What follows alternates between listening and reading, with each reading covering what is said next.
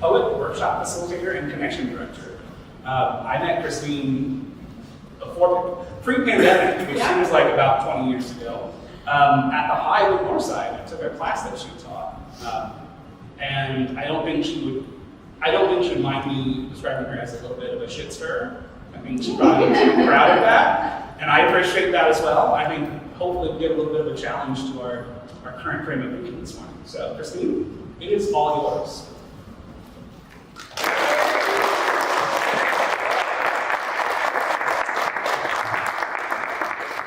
Also shorter than Jeremy. Shitster might be my new favorite introduction. Can you hear me? I feel like is it, what? Like this?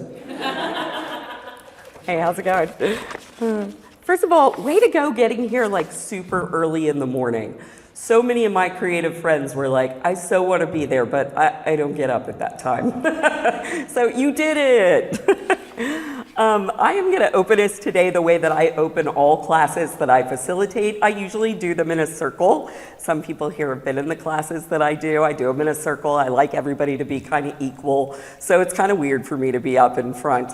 But I'm still going to try to bring the kind of presence that I bring in those spaces. And the way that I do that is I open with a quote and a poem. And if you want, that is on the page that was on your chair, so you can look at it with me. And you know what? If you don't want to look at it, you don't have to. If today's the day you want to listen, I'm going to read it out loud. There is something in every one of you that waits and listens for the sound of the genuine in yourself. It is the only true guide you will ever have.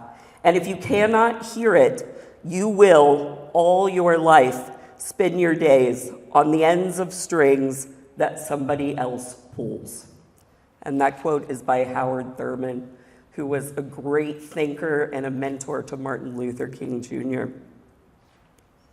And the poem is Guest House by Rumi.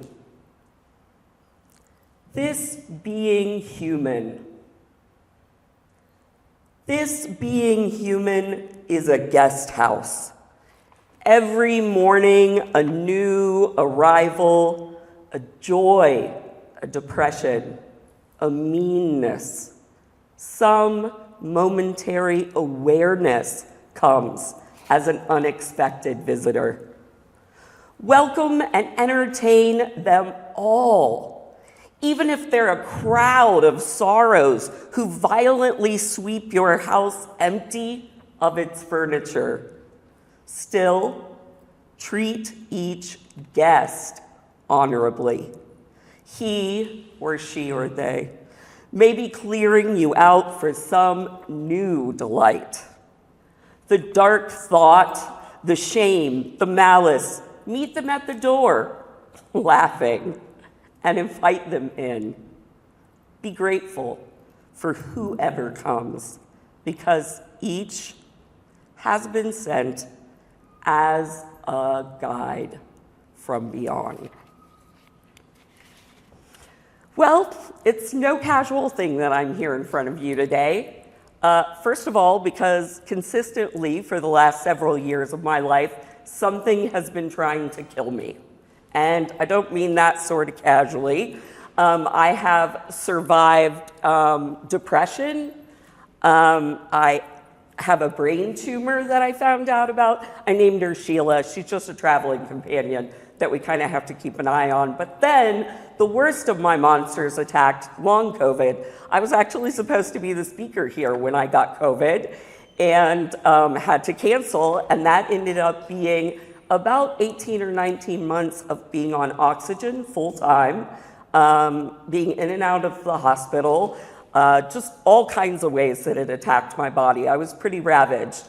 And as soon as that was sort of getting better, I got kidney cancer and had to have surgery to remove that. So like when I say something's been trying to kill me, I'm not being casual about that. The second reason I'm really glad to be here today is because y'all are my people. Creatives, you that are in the room, I don't get nervous in front of people, but I was a little nervous today because of how much I respect all of you and the work that you do. So big honor to be here, that I'm alive and that I'm here with you. By the way, I had tons of other normal and abnormal things mixed in all of that. So if you've been through some shit through COVID, I'm here with you, all right? I think maybe I'm just an exaggerated version of what all of us went through.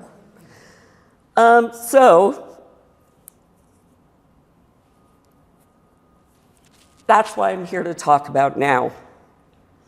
I kind of feel like Odysseus, who has killed some monsters, slayed some monsters, and I'm like here to tell my tale. And what I learned is quite a bit about how to be present in this now, even nows that suck. Because to be honest with you, I'm not fully well. I've still got some issues, and I'm here with you in this now. So what I have mainly learned is that I'm alive, that you're alive, and also in this very moment, big news flash, we're dying.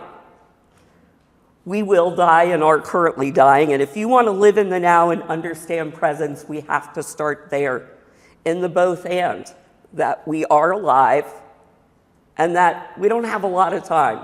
Even if you have 70 to 100 years, every day counts. That's what it takes to be awake right now.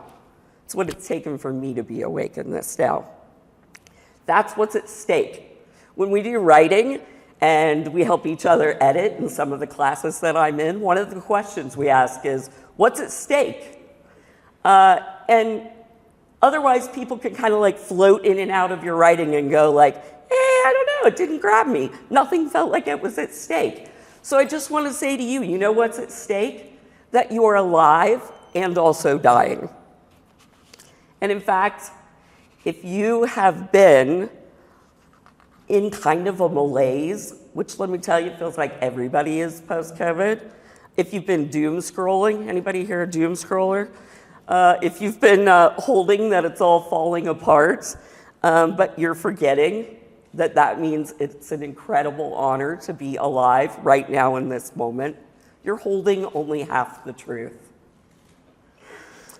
So there's a path of least resistance. There's the path where we're not awake all the time, or that path where, like Howard Thurman said in the quote, where other people pull our strings all the time. Or there's another option. We can live awake, and we can be present in this now. So, as I've said, I'm not someone who's saying this who goes to picnics and eats noodle salad. Do you guys know where I got that from, noodle salad? It's good as it gets. That's what he says in it, that there are people out there eating noodle salad. I'm not one of those people. I'm saying this as someone who suffered, who is still suffering physically and occasionally mentally, and has absolutely fallen in love with the honor it is to struggle. When I was dog sick, and I mean dog sick, I was on oxygen, I was in bed, I was swollen from meds, I was significantly heavier than I am right now because steroids make you want to eat everything on the planet. I was in pain, I was pissing my pants when I coughed. That's a real fun thing to share with you. And I would look in the mirror and be like, I don't even know that person. When you take long-term steroids, your face gets swollen, like the shape of a moon. And I would feel like I didn't even know myself. And I knew that I was dying or very likely could die. And I found presence in that space. I found a way to be present there. And that's what I want to tell you is the tricks that I learned on how to survive by being in the now. I started with finding myself desperately, and I do mean desperately, in need of stories. some of you out here are writers, like I am a writer.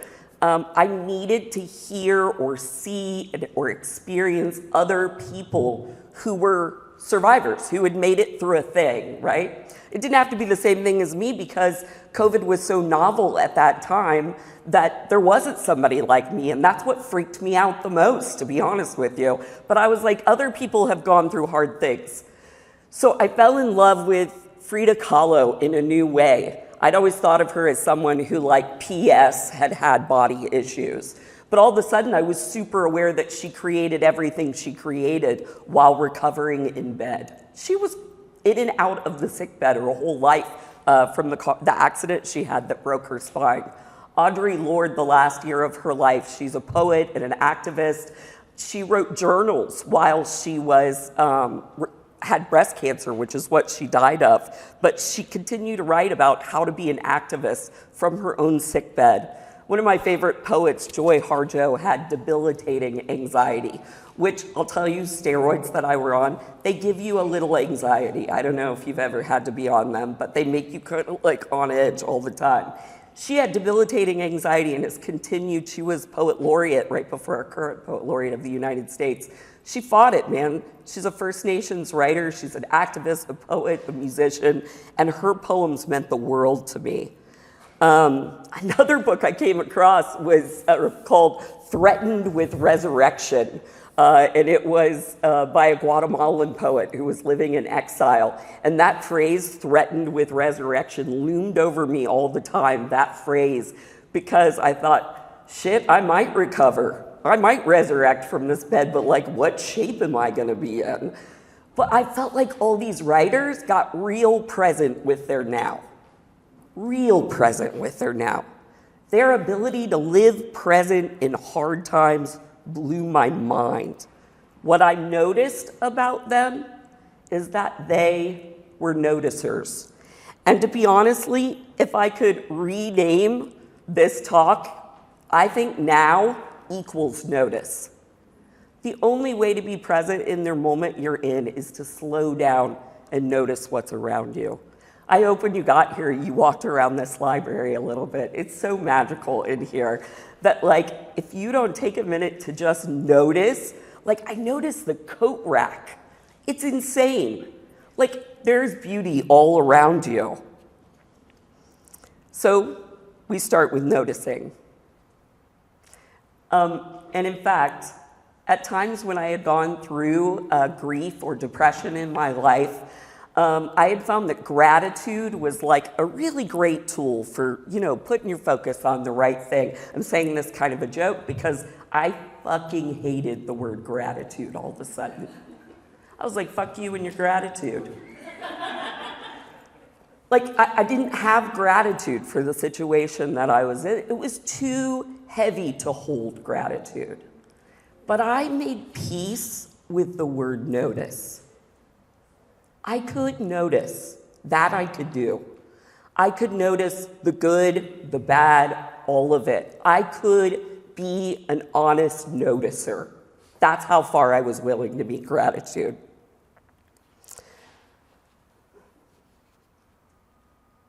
I started looking outside my suffering. I started looking out the window. I've written, well, I'll get to that in a second. I started looking outside my window. There's this gorgeous tree outside my window, and it went through the seasons. I was, basically in my room for 18 months sick. I was in there 90% of the time. And there's that gorgeous tree, and I would watch it bloom, turn green, every step. I got to know every bird that visited that tree. And I would name those birds, It would be like, oh, there's a mockingbird, there's a blue jay, there's a cardinal, there's a goldfinch. Like, I knew my birds. And the other thing that felt like my constant companion, maybe because I had been told I had moon phase, was the moon. I noticed every phase of the moon. And I'll tell you, being so alone in that room, suffering, I started to feel connected with the world around me.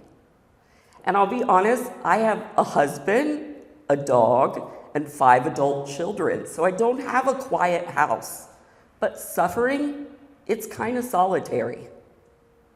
And so I started to feel like I am not alone. These birds see me, this moon sees me.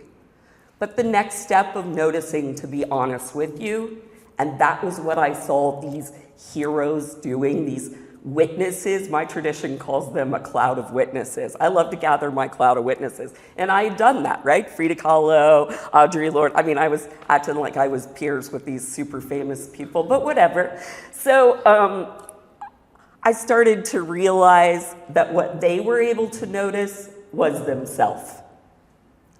They were able to slow down and be with themselves, to name what was going on inside of them. And I'll tell you, that's a fuck of a lot harder thing to notice. I mean, it's a lot easier to notice the birds, all right? Just saying. But there's a wicked power in this. There's a wicked power to find the genuine in yourself. You have to notice yourself. When I felt entirely powerless, and I mean powerless, I found a superpower in noticing. In my bedroom, where I was 90% of the time, I began to write. I write poetry. I do a lot of things, I'll be honest with you, but poetry is like my mother tongue. And I started blurting poems. And they were rough, they were raw. They were just like, I gotta get this out. And to be honest with you, poetry is great for that because prose has to have like periods and grammar. But like poetry, you can just be like, blah. It was really helpful for me to honor what I was noticing in myself. And I did that. I noticed myself. The next thing that I began to do in that space was journal every day.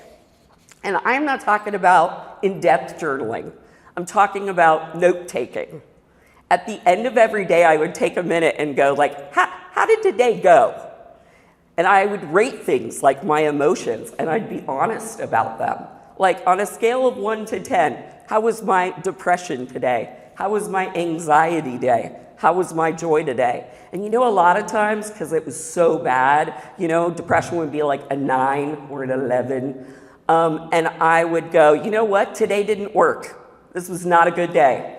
If I keep going at this pace, I'm not going to survive this. What can I do different tomorrow? And I would take pursuing joy seriously. And, you know, joy is like an ambitious word. I'm just saying I would make sure the next day to do it differently. And we all have that tool as access to us every day. How often do you ever do that? Go like, did this day work for me? No, I didn't really like this day. Guess what? I think I'll do it differently tomorrow, and I would try something else. The other thing I did is sometimes I couldn't even find words. Like I felt like a blob quite frequently, just like a big emotional and physical blob. And so, like I told you, I gained weight. So I mean, literally, I looked kind of blobby. But also, I felt emotionally all over the place. Seriously, steroids take whatever emotion you're feeling and they times it times 10. And let me be honest with you, I'm pretty good at like emotions on a 10 already. So I didn't need that. So I bought these, I tried to draw one day, like on a pad of paper, because I also draw for like, I'm just gonna draw whatever I feel. And literally that book of paper felt overwhelming. Like, my emotions are so big, I need this to be tiny. I need to put it into a manageable size. So I actually bought a deck of plain cards off of Amazon, you know, like this size, and I drew one card, like every day-ish. So whenever I couldn't write, or days I couldn't journal, or sometimes I do all three because I needed to, I would draw whatever I felt. And honestly, I lost some of my vision while I was sick. I couldn't see very well. They're not the best art that I've ever seen, but I didn't care. I was trying to take that opportunity to be completely present with myself. The only thing that I had was to do that. So I did it. That was my fight.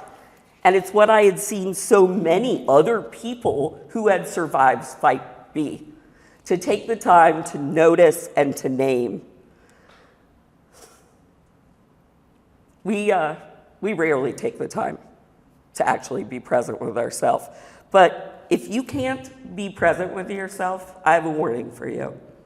You might be an asshole. I'll be honest with you, I'm an asshole because I've taken the time to notice that. When we're running fast all the time, and doesn't this world demand that we run fast, we get ahead of ourselves. And I'll be honest, the part of us that gets out ahead of now is an asshole. It's ego. It's all ego, the running fast. I discovered that our souls, my soul, your soul, it goes slow. The moment right here is the only moment where the two meet. The ego that runs out ahead, whether to the beat of our passions, to our self-need, to people-pleasing or other people's strings, the ego needs to be held to this moment now, in check with our soul. The part of us that pauses to remember what our values are. Who the fuck are we, both individually and as a whole, as humans? As I was noticing the birds, myself, and I also began to notice how we as a world were handling COVID since I was right at the crux of it.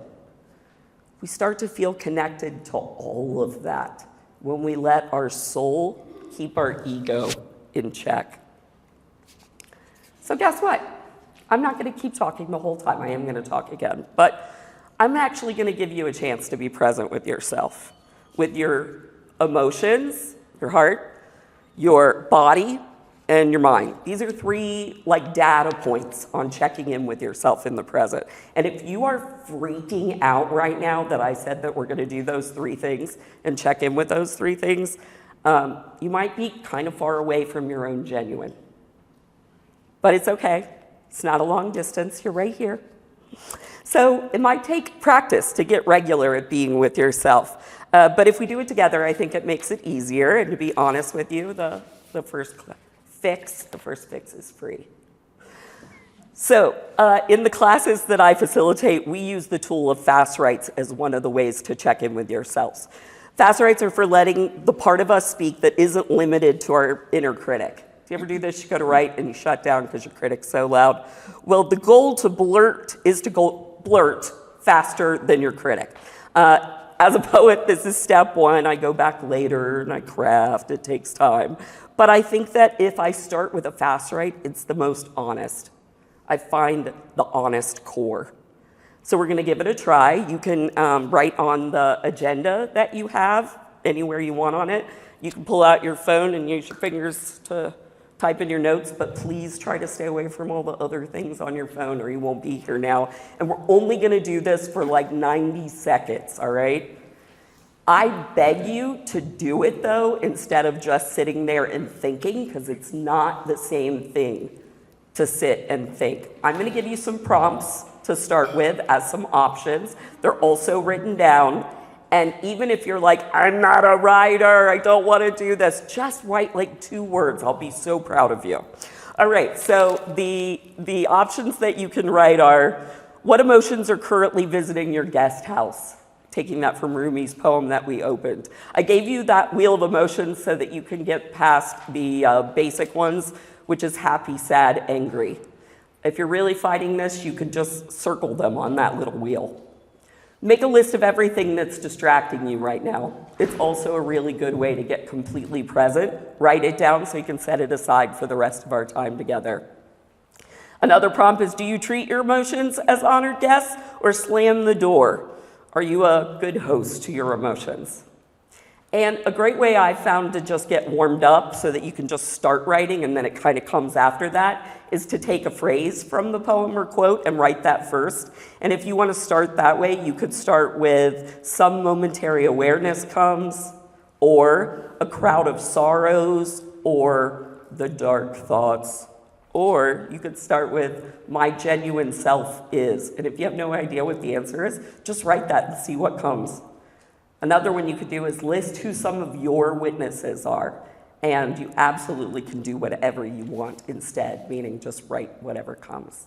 All right, go. I'm going to give you 90 seconds.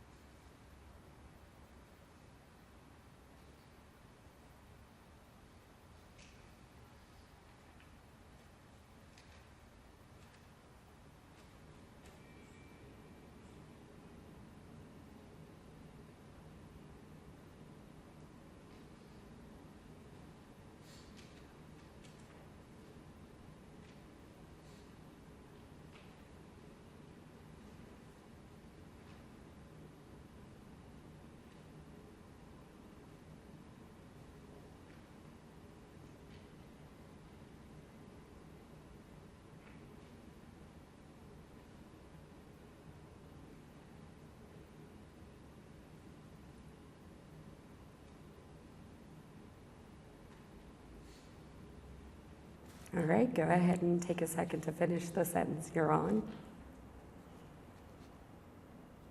I'll know you're ready when you look up.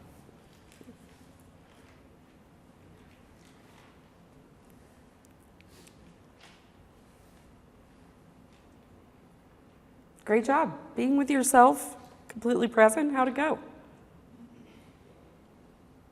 Some of you are like, great, I'm a writer. That was so easy. And other people are looking at me like they hate me right now.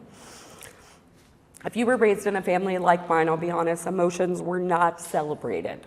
Anybody else? Raise your hand if you were emotions weren't celebrated house. I'll be honest, this planet isn't really celebrating emotions right now. Let's be honest. But I've realized now that access to my emotions is my superpower. I frequently use the word with my friend Nikki that I'm emotionally sober. That's what I am. I think we think sometimes emotions are very messy. That's why I love that wheel. Look how tiny that is. It like clusters them. It's just so adorable. I love that. Because being able to think of your emotions in that way is like a beautifully organized thing. Being emotionally sober is a beautiful way to be present. And quite frequently, some of you might know or are this person, you're very logical. Any spreadsheet people here? You don't have to raise your hand. There's a beauty and creativity to organizing things in that way. But also, sometimes if everything we do is super logical, actually our emotions are underneath that running the show.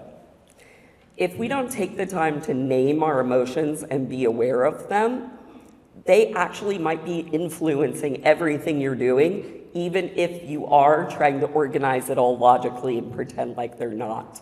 So taking count of them and including them in your present now is a really wholehearted, abundant way to live.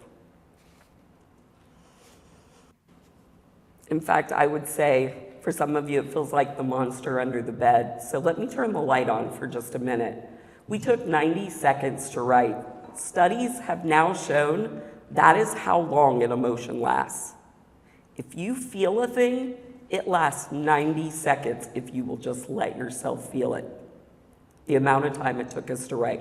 Now, if you're like, that doesn't read true to me because I feel a thing for days, that's when your mind has taken over and is running the gambit to keep that emotion fired up.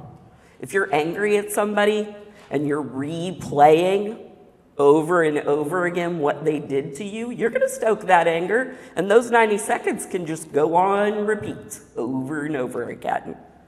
But if we just take a moment to honor our emotions, man, that made me angry. Sometimes I go to the bathroom in those moments. I've been at my husband's here. I've been at lunch with my husband and gone, I'm gonna go to the bathroom. And what I really mean is, you just made me angry and I need 90 seconds away from you to let that run the gambit, get present and show back up for this conversation in a loving space. It's okay to feel angry. It's not okay to ruminate on anger and stay there eternally. I'm gonna flip the page.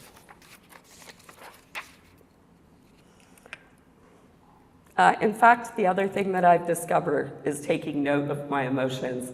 Sometimes I get asked to do a thing, like say, speak at Creative Mornings or lead a class. And frequently what I'll do is say, that sounds like a fantastic opportunity. Could you just give me like a day to think about that? And that's because I get really excited about things in the moment. I feel really honored if you ask me to do a thing, right? And I'm like, yeah, awesome, let's do it. But if I walk away and check in with my emotions, I sometimes find out that I have like another emotion besides just excited. Sometimes it's guilt. Oh, I feel like I should do that. Sometimes it's shame. I mean, there's all kinds of emotions that can be just underneath that, a little fear. And I have found that if I check in with that emotion, it can inform a better yes or no. Sometimes the answer is no. And often for me, the answer is yes, but with some follow-up questions or things that make me feel better and fuller in my yes. So also, that can be a bathroom visit. I'm not really going to the bathroom all the time, really. I just need a moment to check in with myself. Sometimes it's overnight and I have to wake up in the morning and go, now that I think, I did this with somebody recently who asked me to do a creative job. And immediately I was like, oh, so honored you asked, yes. And then I was like, wait, no, let me just think about it for 24 hours. And I called her back the next day and I said, you know what, I thought about that, and if I do that, I'm gonna get more of that kind of creative work, and I actually don't want more of that kind of creative work. I'm wanting this other kind of creative work, right? And she went, oh my God, I'm so glad you said that. I love you, you would have been my top choice, but right after I asked you, I thought of this person who is like just starting out that this would be an amazing opportunity for. And I was like, they're supposed to do it, not me. I feel clear about that. And she was really happy that I had called her to say it's not me, it's somebody else. So that took one day for me to sit on it, though. It took one day. Could I have done the project? 100%. Do I want to do more of those kind of projects? Not really. It was like creating a video. I can do that, but I'm really more of a writer, not a computer person, Well, writing, but like not I want to edit a video. I can do it, but I don't want to.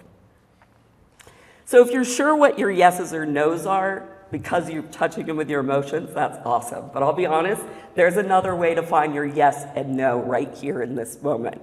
Your body. So I'm going to move on to your body.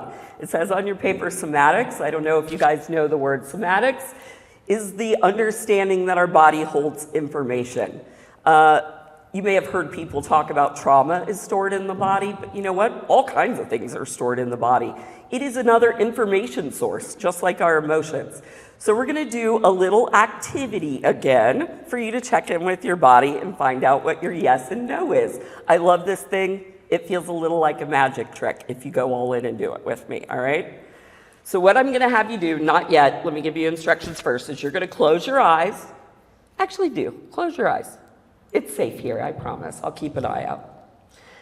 Close your eyes, and I want you to take a moment to think of a time or a thing that is an absolute no for you. I mean, it might be mushrooms if you don't like mushrooms. Don't go to like a traumatic event, but like something that just kind of grosses you out. For me, it might be bad grammar. Actually, what's coming to my mind right in this moment is the time that I was in India and I had to get in the shower and there was a giant spider in the shower. That was a big no for me. So try to think of something like that when you think of it, it kind of goes, ew, no. When you fully have it, leave your eyes closed. When you fully have it, I'm going to count to 3 and you're going to open your eyes and you're going to say yes. Kind of loud. Say it out loud. And when you do, you're going to notice where you feel that in your body. That's what you're going to do. So when I count to 3, you're going to say yes. 1, do you have it in your mind? 2, 3.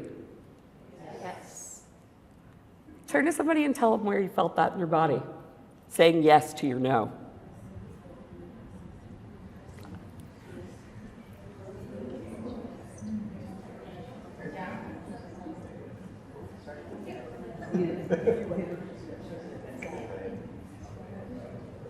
You could also jot it down on your paper. I gave you space for it because you're going to forget, and then you're going to go like, did I feel a yes or a no just now? And you're going to have notes on yourself. You're going to have noticed yourself. It's kind of amazing. All right, we're going to do it again. But this time, when you close your eyes, which you can go ahead and do, you're going to take a moment to think of something that is a big yes for me. For me, it might be going to lunch with my friend and laughing real loud. It might have been a time you won an award. And like you can picture yourself with your hands up in the air, like, woo, I won an award. Or just like a time that your idea was celebrated.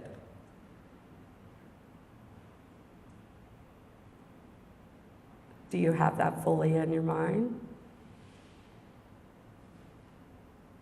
Okay, when you're fully there, I'm going to count to 3, and you're going to say yes again. 1, 2, 3. Yes. Now turn to somebody and tell them where you felt that, or jot it down, or both.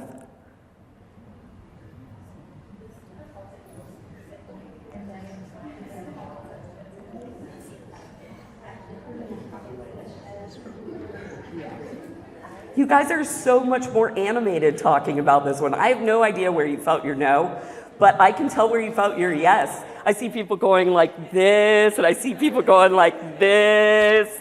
Woo, like I get kind of chills up the back of my neck.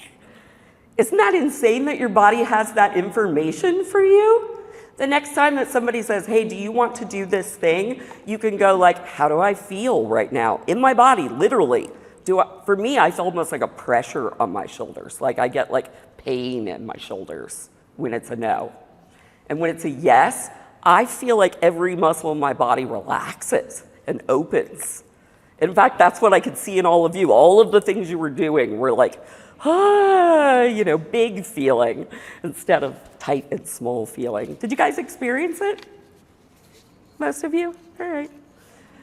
If you didn't, I would recommend you might listen to your body a little more. An activity I sometimes do is a meditation where I ask every part of my body what it has to say to me. Like I'll just go like, hey feet, what do you have to say to me this morning? Hey ankles, what do you have to say to me this morning? And it's weird. They say things. They talk. All right, I'm gonna move on to the mind. And I'll be honest with you, the world loves the mind, right? We're a kind of a mind society. But that's not exactly the same thing as being mindful. In fact, for most of you, it's crazy out there. It's like a hamster running on a wheel, right? Anybody, me, for sure? Our minds go into the future. They forecast is my favorite word about that. In fact, I would say that I believe that creators and writers and artists and designers, all the things that are creative are pattern seers or seers. Another word for a seer is a prophet. Makers and creators are the prophets of our time. But what does it mean to be a seer? We're back to step one. It means to notice, right? To see what's right in front of you. Actually, of all of the animals that there are, we are the ones who see patterns. We are the only ones who worry. Because we see patterns, because we see this happened, and then that happened, and then that happened. Oh wait, I can connect those dots, and I can see where it's going. I'm not very good at standing still behind this mic. That's not my strong point. But you see a trajectory. And if you're in like marketing or you're looking at trend forecasting, that's like an amazing gift to be able to do that. But if you are not fully present in this now, your data points that you're connecting are false. If you're forecasting into the future, but you're not taking full note of this now, the dots that you're connecting aren't great. In fact, oh my God, immediately I can think of commercials where you're like, I see what they're trying to do there. It's wrong. You know what I mean? They're like, oh, we heard that the kids like this, and you're like, no. So it's great for certain things, but it is not great for worrying and ruminating and forecasting into the future. And in fact, ruminating is a miserable now. It's a miserable now. You don't have to do it though. In fact, right as I was getting better from long COVID, better, still on oxygen, but was open to leaving the house with a mask, I drove for the very first time, mainly just like to see if I could still do it. So it wasn't like a big trip that far away from my house. And I got in a car accident my first time outside the house. And the person that I got in the car accident with was like on a wacky drug, possibly meth. She was crazy. She like spun her car around and tried to hit me again and got out of the car and was like screaming. And in the moment, I was freakishly calm, like able to just be like, I gotta call the police. I gotta pull the car aside. I need to stay away from her. But when I got home, I had just like a big fat cry, just like let it out. And I thought I was gonna do the thing where it was like 90 seconds. I was like, oh, okay, I'm over it. And the next day I got up and I was in massive anxiety. And what was happening is I had connected some data points that the world was entirely unsafe. The first one being that if I go out there again, I'm gonna get COVID again and I might die. you know what, that was a legitimate data point, right? That was a possibility. That was a risk I knew I was taking, but I was aware of that now. The second data point that I had decided was a data point was that there are crazy people out there now, and if I go back out again, it's going to be crazy out there. I'm going to get harmed in the world. And I actually had to call a friend. I have to be honest, I couldn't get out of this one on my own, but the realization that I came to pretty quick was that was a false data point. I was no more in danger in the world than I had been the day before. I had made peace with COVID, and that I was at risk and decided I'd rather get busy living than get busy dying. And so I'd made peace with that. I had to take a moment to go, this was an insanely weird thing that happened. And the likelihood of that happening if I go out again tomorrow is actually low. It's not higher now. Because it was almost like I was connecting data points that said, you're unlucky. That's not true. So that's why I needed to take time. That one I couldn't do on my own. I needed to call a friend and say, I am freaking out that the world is totally unsafe. And I knew that there was both truth in that statement and not truth in that statement. And I had to get completely present with a real now, or I was ruminating into a future that wasn't really correct. So it's only in this now that we can find the right data points. You know where else forecasting is miserable? Relationships. If I'm gonna hang out with my husband, like say we have a date, and I'm thinking that day, I have expectations of this date. I have expectations that he's gonna behave a certain way and that at the end of the night, I will get laid. Which is a reasonable expectation, I think. But if I go into it like that, do you know who can feel that I showed up with expectations? My husband, and it's a miserable date. But if the now that I live in is one filled with expectancy, which is what now can be filled with, that's amazing. Like it says, I am expectant that something good's gonna happen tonight. Whatever it is, I'm gonna live in the now of being completely present with him, being intimate in every moment of the time that I'm with him. And let's be honest, who do you want to hang out with? The person who calls you up and says, I've been thinking about you, and I have like so much expectancy for what could happen if we came together. Or the person who calls you up and says, we need to talk, I have some expectations. And I'll be honest, the person that I have the worst expectations list for is myself. We are the most unkind to ourselves in this now. Our seeing in this now can look very miserable if that's how we're living, with a list of expectations for ourselves. But what if instead we led with every day waking up in this now with expectancy? You want to live that life?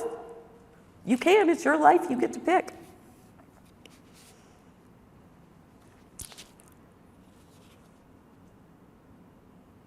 Also, living out ahead of ourselves, it's a bastardization of being a seer. A true seer, prophet, creator clearly sees firmly grounded, is clearly seeing and grounded in the reality of now. In fact, we know these people. You might be able to think of one. Like if you went out in the world and had forecasts for the future, you would be like, you'd look a little crazy, you know, if you were like, you know what I see in the future. That's not what I mean by a prophet. We know the prophets in our world. They're the ones who clearly name the moment we're in right now. Their eyes are open. Comedians are amazing at this, right? Comedians are some of our current prophets because they name the now so effectively. For me, those now namers are poets. Poets that I read it and I'm like, oh shit, you right.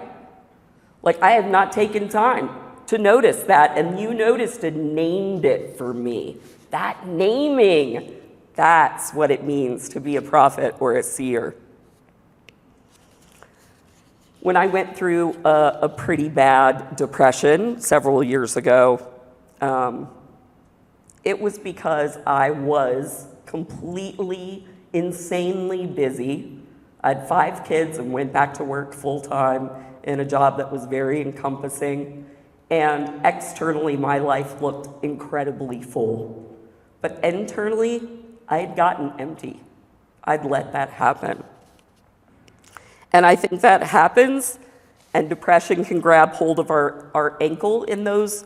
And shit, after COVID, if you don't have a little bit, you teach me, okay? But the cure for me was those kinds of moments, carving out 5 minutes, even 5 minutes every day, to check in with my authentic self.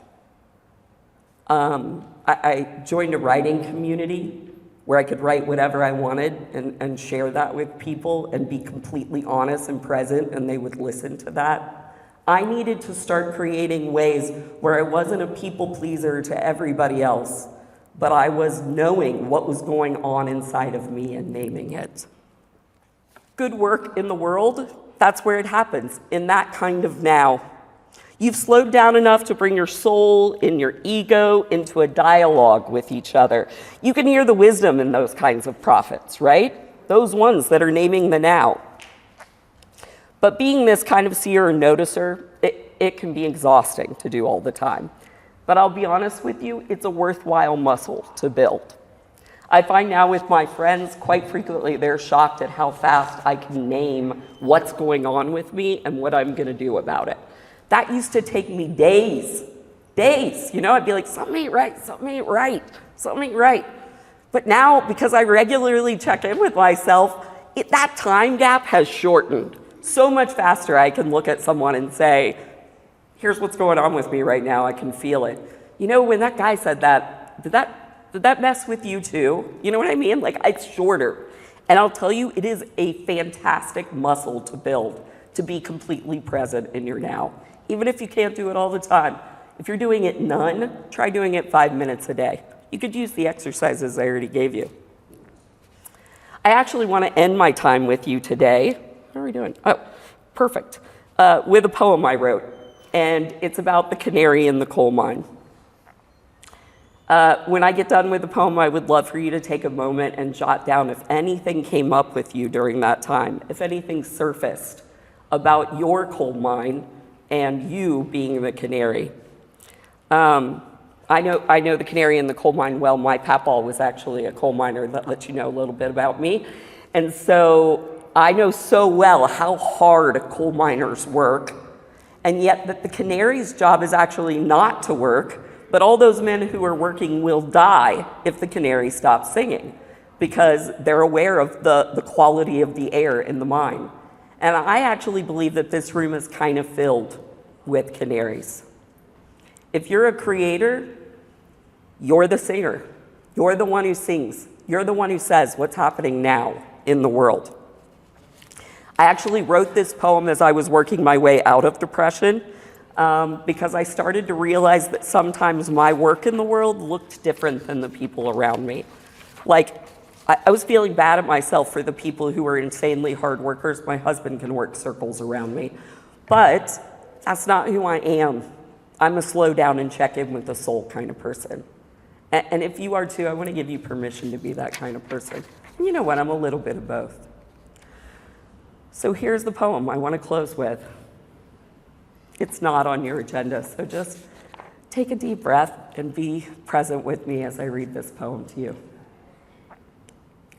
I sing to you, saffron canary, exotic yellow above ground, but beneath when all is black, the deep faces of the miners, one loose light swings and faces your song, and you sing and you sing. There is sweat and heavy effort, hauling and picking and searching. There are open cuts and seams of rippling black coal beneath the cavernous surface, and ears tuned to your song, and you sing and you sing. Canary, you sentinel animal meant to carry a heavier burden than the weight of coal, to hold the hardy lives who all who enter the coalery with ears tuned to your song, and you sing and you sing. What if you took a tiny scale or ruler down the dark, empty cave and weighed out your meaning by bucket of coal, by stone wrought and rendered to the surface, and not by your song, and you sing and you sing? What if you felt purposelessness, not where you knew and understood your job, to make a nest in the trees, nuzzling your eggs with gentle care, finding a worm, putting chicks to sleep with a song, and you sing, but here, caged and unsteady, the bright headlight flash rhythmically across your beak and feathers, and restless and unsure, you tap your gentle claw to the tune of your song, and you sing and you sing. You prophetic bird, your song means work, and your song's end saves lives. In the yawning mouth of the earth, speak to us prophets of a new scale, a ratio of hope, and all made of song, and we'll sing and we'll sing. Thank you.